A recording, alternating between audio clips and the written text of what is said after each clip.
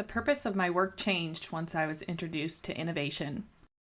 Welcome back to another episode of Innovation for Entrepreneurs, the podcast that unlocks the secrets of successful product and service innovation and launch for businesses.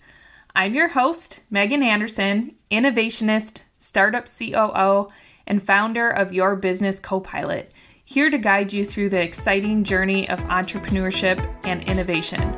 Let's get started.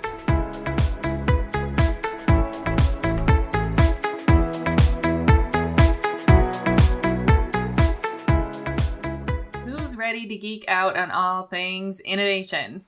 Okay, that might have come on a little strong for the very first line of my very first episode, but the fact is that I love innovation. I mean, think about it. Where would we be as a world today if it weren't for innovation? Maybe still living in caves armed with rocks and cattlebone clubs? The fact of the matter is that innovation has moved us forward as a species and as a world for hundreds of thousands of years.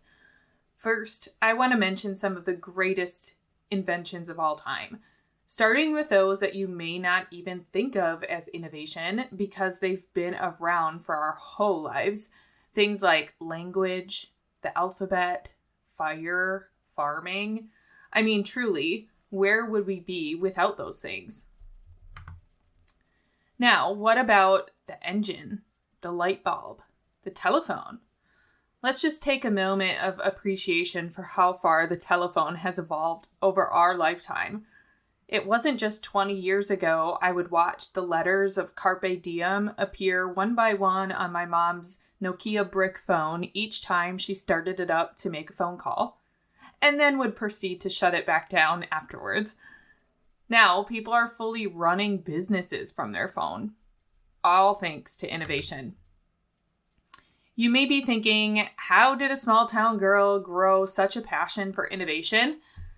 Innovation was actually introduced to me by my current organization just 3 years ago.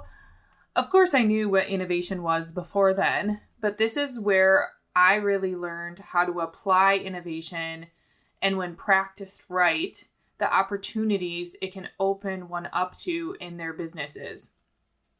So the strategy arm of my organization used to run yearly cohorts of an innovation boot camp. People would apply and if selected, then strategically put on teams to run the next 15 weeks together.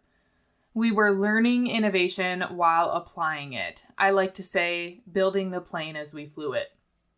We looked for an unsolved problem within a specific market, researched and empathized with that problem through various means, including interviews with those actually experiencing the problem. We then hypothesized on a solution for that problem, and due to the short nature of this competition, we weren't building MVPs or anything, but more of a proof of concept and digital prototypes. We also had to make sure we built an attractive business case around this solution. And at the end of the 15 weeks, we pulled a full story together inside a 15-minute pitch deck and pitched our idea to a number of C-suite executives of our organization, including the CEO, just like the innovation and investment show Shark Tank. Although our idea did not win the competition that year, this opened up a whole new world for me. The purpose of my work changed once I was introduced to innovation. Now, the winners of this competition got to bring their idea into the incubator arm of our organization to see if they could really make this a legit product or business.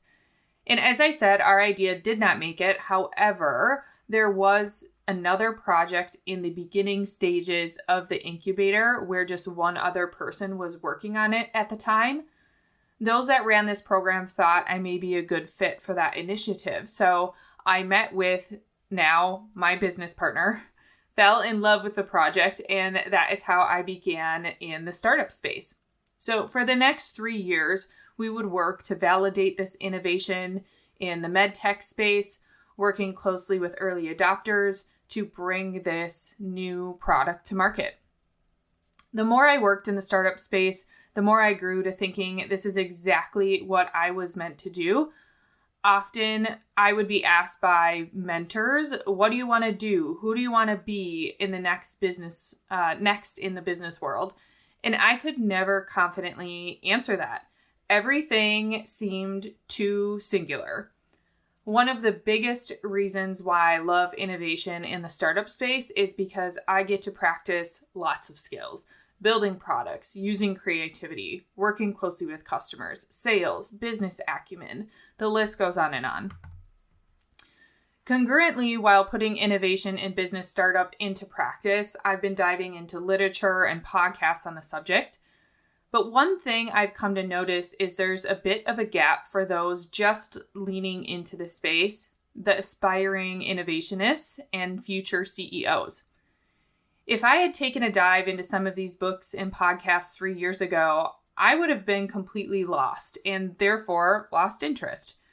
So one of my first goals with the Innovation for Entrepreneurs podcast is to break things down in the simplest of terms, starting with the foundations, the building blocks of innovation, so you can start applying these practices to your own creations.